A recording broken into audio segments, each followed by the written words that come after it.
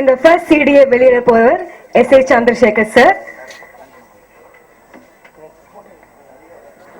And அதை receive பண்ண போறவர் இயக்குனர் லிங்குசாமி சார், நடிகர் பார்த்திபன் சார், நடிகை நமிதா, நடிகை சோனி அகர்வால்.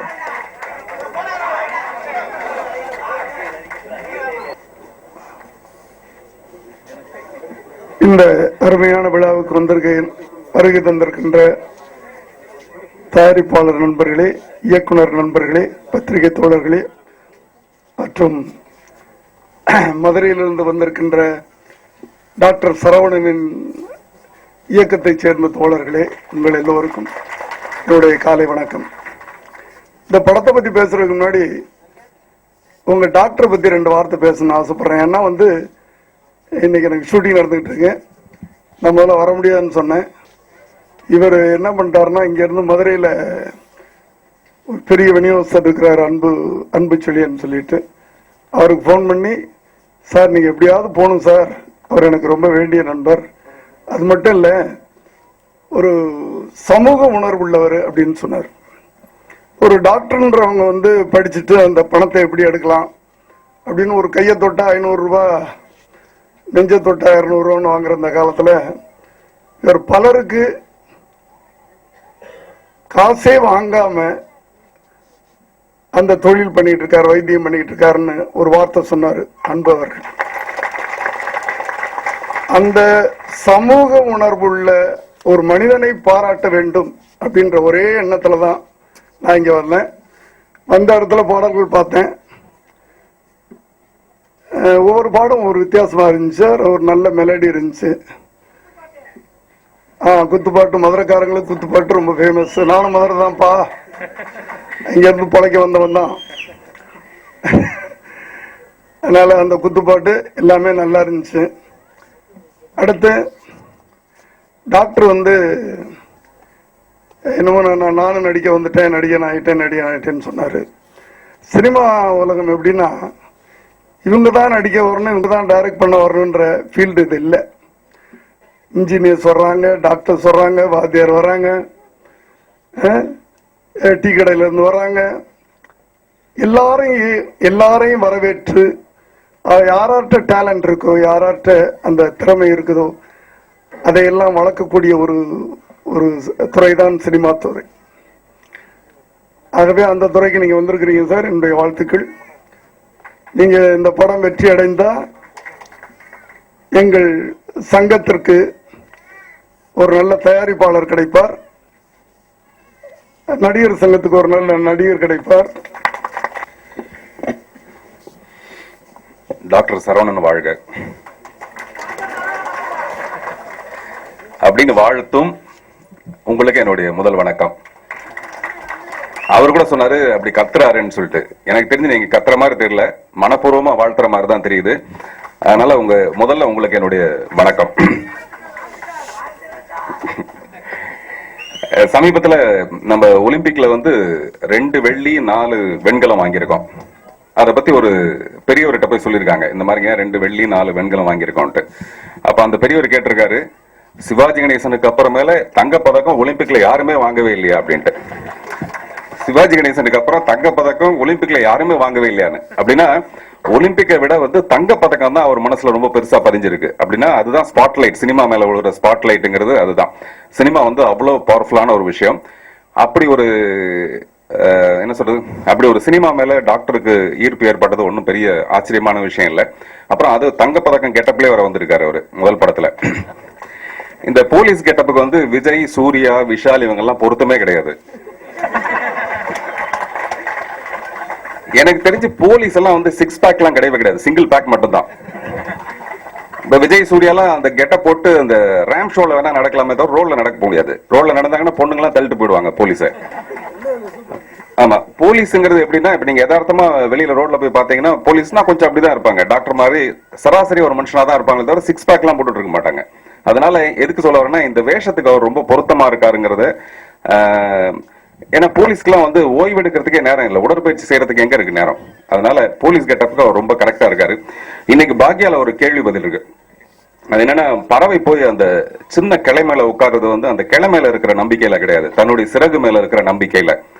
அப்படி டாக்டர் சினிமாவுக்கு வந்திருக்கிறத ரொம்ப சந்தேகமா யோசிச்சு சொன்னாரு. ஆனா அவர் மேல இருக்கிற தன்னம்பிக்கையில மட்டும்தான் அந்த சினிமாவுக்கு வந்திருக்காரு. நிச்சயமா அந்த தன்னம்பிக்கை ஜெயிக்குங்கிறதுக்கு என்னுடைய வாழ்த்துக்கள். நான் நினைப்பேன், எதுக்கு இந்த டாக்டர் வேலையை விட்டுட்டு இங்க வந்தாரு. டாக்டரை பத்தி நிறைய ஜோக் இருக்கு. ஒருத்தர் ஆபரேஷன் தியேட்டர்ல படுத்துக்கிட்டு பேஷண்ட் சொல்லியிருக்கான் டாக்டர் கிட்ட, டாக்டர் எனக்கு ரொம்ப பயமா இருக்கு டாக்டர்னு. அதுக்கு டாக்டர் சொல்றாரு, எனக்கு கூட தான் பயமா இருக்கு, வெளியில காட்டிக்கிறேன் நான் அதை. டாக்டர், நீங்க எனக்கு செய்ய போறது சீரியஸான ஆபரேஷனா டாக்டர்? நீ கொடுக்குற 30 ரூபாய்க்கு சீரியஸான ஆபரேஷன் வேற செய்ய முடியுமா? சும்மா படியா அப்படின்னா. அதே மாதிரி வழக்கமா சினிமாலாம் சொல்லுவாங்க, ஒரு 5 நிமிஷத்துக்கு முன்னாடி வந்திருந்தா நீங்க காப்பாத்திருக்கலாங்கன்ட்டு. அப்படி இல்லாம ஒரு பேஷண்ட்டை உள்ள கூட்டு போனோம்னா அந்த ஆள் சொல்லியிருக்கான், ஒரு 10 நிமிஷம் நீங்க லேட்டா வந்திருந்தீங்கன்னா உங்க குழந்தைய நீங்க காப்பாத்திருக்கலாம். ஏன் டாக்டர் இப்ப வெளியில போறதா இருந்தாரு, நல்லவேளை நீங்க வந்து மாட்டிக்கிட்டீங்க உள்ள அப்படின்ட்டு. இந்த மாதிரி நிறைய டாக்டர் ஜோக்லாம் இருக்கு. இந்த டாக்டர் ஜோக்குக்கெல்லாம் நம்ம இடம் கொடுக்க வேணாங்கிறதுக்காகவே அவர் சினிமாவுக்கு வந்துட்டாருன்னு நம்ம தெரியல. எனக்கும் அவருக்கும் பெரிய பழக்கம் இல்லை. பாலாஜி வந்து, நடிகர் பாலாஜி வந்து நல்ல நண்பர். அவர் வந்து சொன்னாரு, இந்த மாதிரி ஒரு டாக்டர் வந்து சினிமாவுக்கு மறுபடியும் ஒரு டாக்டரா அப்படின்னு கேட்டேன். இல்லைங்க, இவர் வந்து ரொம்ப நல்லவர். இவரு ஒரு மாசத்துக்கு 2 குழந்தைங்களுக்கு இதே ஆபரேஷன் ஃப்ரீயா பண்றாரு அப்படின்னு சொல்லிட்டு என்ன இங்க வரவழைச்ச விஷயம் வந்து நிச்சயமா அதுதான். அந்த மாதிரி ஒரு நல்ல டாக்டர் சினிமால நல்லவனா நடிக்கிறது ரொம்ப சாதாரணமான விஷயம், எல்லாருமே நடிக்கலாம். பட் ஒரு நல்லவனே சினிமாவுக்கு வர்றது ரொம்ப ஆச்சரியமான ஒரு விஷயம். அப்படிப்பட்ட ஒரு நல்லவரா டாக்டர் ஸ்ரீனிவாசன் இங்க வந்திருக்காரு. அப்புறம் இயக்குனர் ஹென்றி ஜோசப்பா, ஓகே, ஹென்றி ஜோசப் அவருக்கும், கணேஷ் ராகவேந்திரா அவர்களுக்கும் மற்றும் சினிமாவில் இருக்கிற இந்த திரைப்படத்தில் பங்கு பெற்ற அனைவருக்கும் என்னுடைய மனப்பூர்வமான வாழ்த்துக்கள். எனக்கு ஷூட்டிங் இல்லை, பட் ஷூட்டிங்கான ஏற்பாடு இருக்கு, அதனால விடைபெறுகிறேன். நன்றி, வணக்கம். எல்லாருக்கும் வணக்கம். இங்க வந்தவங்க எல்லாருமே அன்புக்கு கட்டுப்பட்டு வந்தவங்க தான். அன்புன்னா எஸ்சி சார் சொன்ன மாதிரி அன்பு செல்லியன் அவர்களுக்கு எனக்கு அண்ணன் தான் ஃபோன் பண்ணி சொன்னாரு உங்களை பத்தி. அதுக்காக தான் இந்த விழாவுக்கு வந்திருக்கேன். ஒரு ஆப்ரேஷன் பண்ணும்போது குழந்தைக்கு என்ன ஆகுமோ அம்மாவுக்கு என்ன ஆகுமோன்னு அப்பா, குடும்ப சம்பந்தப்பட்டவங்க எல்லாமே டென்ஷனாக இருக்கலாம். ஆனால் டாக்டர் டென்ஷனாக இருந்தால் நல்லா இருக்காது. நீங்கள் தைரியமாக இருங்க, தெளிவாக பேசுகிறீங்க. வாழ்த்துறதுக்கு 2 பேர் 3 பேர் இருந்தால் கூட போதும். நல்ல இதயங்கள் கண்டிப்பாக நல்லா வரும். வாழ்த்துக்கள். நன்றி, வணக்கம். தேங்க்யூ. டாக்டர் சரவணனை பற்றி சொன்னாங்க. அவர் வந்து மதுரையில் நிறைய நோயாளிகளுக்கு தான தர்மங்கள் பண்ணுறாரு. அவர்கிட்ட நல்ல மனித நேயம் இருக்கிறது. நிறைய அவருடைய குணத்தை பற்றி சொன்னாங்க. எல்லாத்துக்கும் மேல அவர்கிட்ட பாத்தீங்கன்னா மிகப்பெரிய அறிவு இருக்கிறது, மிகப்பெரிய புத்திசாலி. அவர் எப்படின்னா, படம் எடுக்கணும்னு முடிவு எடுத்த உடனே அவரே நாயகனா நடிக்க பண்ற முடிவு எடுத்திருக்காரு பாருங்க. அது அவருடைய மிகப்பெரிய புத்திசாலித்தனம்.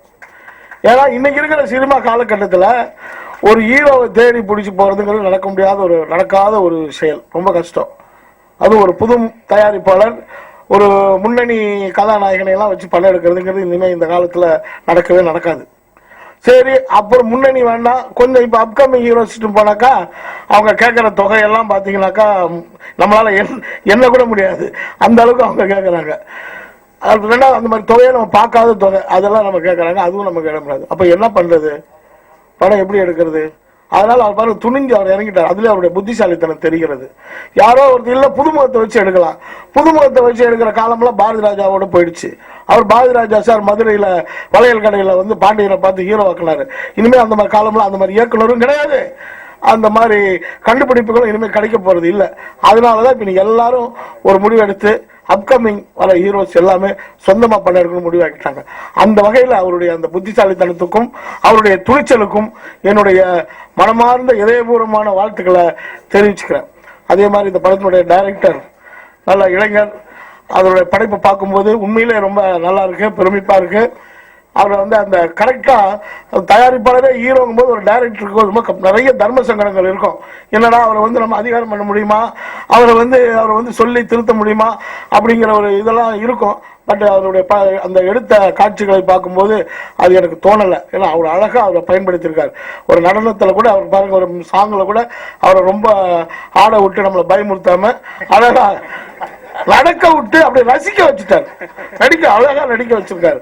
அது மாதிரி அதே மாதிரி அவருக்கு பொருத்தமான ஜோடி அந்த ஜோடி வந்து 2 பேருமே டெயில் பார் மீட்ஸ் ஆகுதுங்கிற மாதிரி ரொம்ப அழகா பொருத்தமா இருக்காங்க, பாந்தமா இருக்காங்க. 2 ஹீரோயினும் லட்டு மாதிரி கிளி மாதிரி இருக்கிறாங்க.